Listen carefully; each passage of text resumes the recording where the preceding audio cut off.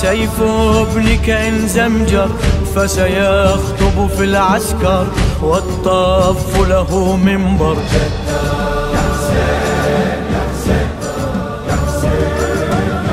عيدي ميدان الحرب إذا ما عجا صيدي أبطال في ساحات الهيجا سيفي سيسد.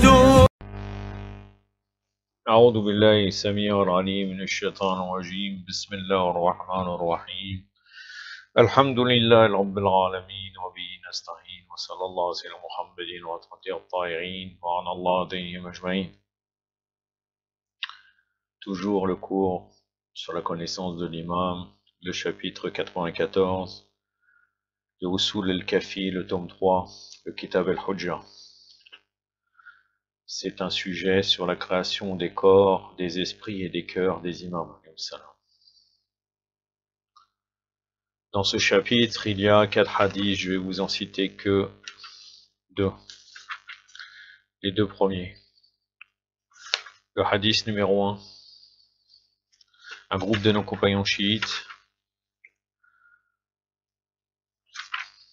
ont rapporté cet hadith d'Ahmed ibn Muhammad, et lui d'Abu Yahya al-Wasiti, et lui de l'un de nos compagnons chiites qui avait dit Abi Abdullah, c'est-à-dire l'imam Sadiq alayhi salam, avait déclaré: Allah créa nos corps d'Illiyin. Illiyin, c'est le pluriel de Ali, donc le plus élevé.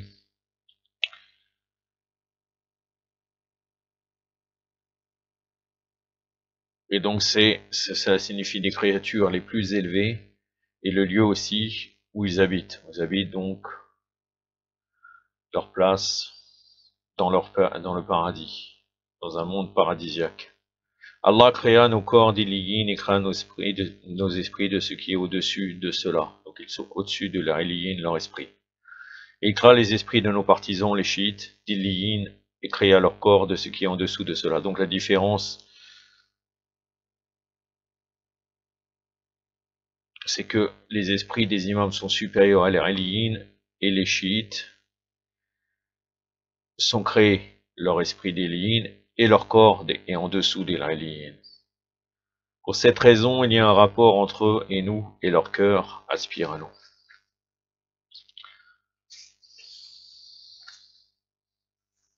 Le hadith numéro 2. Ahmed ibn Muhammad a rapporté cet hadith de Muhammad ibn al-Hassan, et lui de Muhammad ibn Hissa ibn Ubayd, et lui de Muhammad ibn Shu'aib, et lui d'Imran ibn Hizaq al-Zafarani, qui avait dit Muhammad ibn Marwan avait dit Abi Abdullah, c'est-à-dire l'imam Sadiq alayhi salam, avait déclaré: Allah nous créa de la lumière de sa majesté et de sa gloire. Il forma alors nos corps humains d'une argile conservée et cachée sous le trône divin, et il en fit en sorte que la lumière réside à l'intérieur de ces corps humains. Ainsi donc, nous sommes des créatures et des hommes remplis et faits de lumière.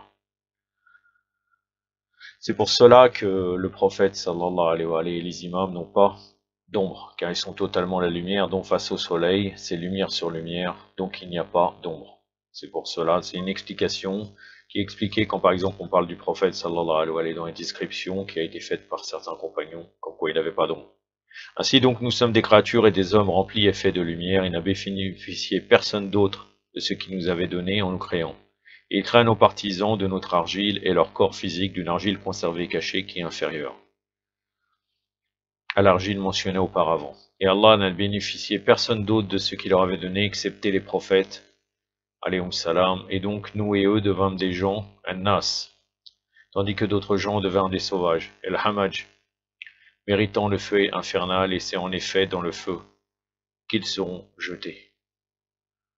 Donc, des gens an-nas, donc c'est-à-dire les imams alayhim salam, les prophètes et les chiites sont des êtres humains, et les autres ne sont uniquement que des sauvages, d'après ce hadith et d'autres.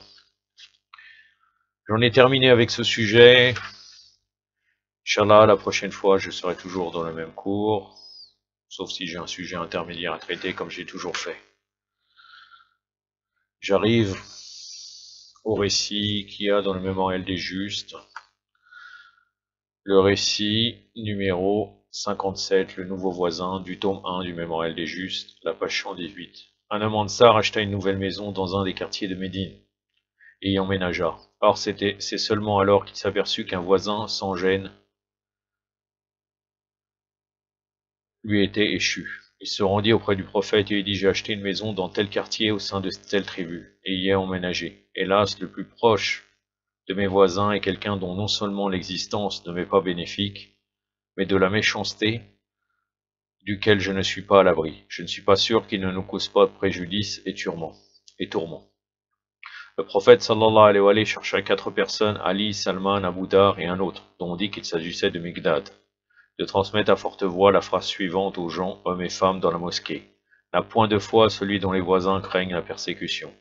Cette annonce fut répétée à 3 reprises, puis le prophète sallallahu alayhi wa sallam montra de la main les 4 directions et dit: de chaque côté sont considérés comme voisins jusqu'à 40 maisons. Donc ce n'est pas uniquement la maison où on habite, mais les voisins qui sont alentours. Dans les très grandes villes maintenant, vous savez, il y a des arrondissements dans différents quartiers. On pourrait dire que tous ceux, par extension de ce hadith, tous ceux qui sont dans ce quartier sont des voisins, voire même arrondissements, car par exemple à Paris, on prend un métro, l'arrondissement en règle générale, en même pas 10 minutes, on est à bout de l'arrondissement si on prend les transports en commun. Donc,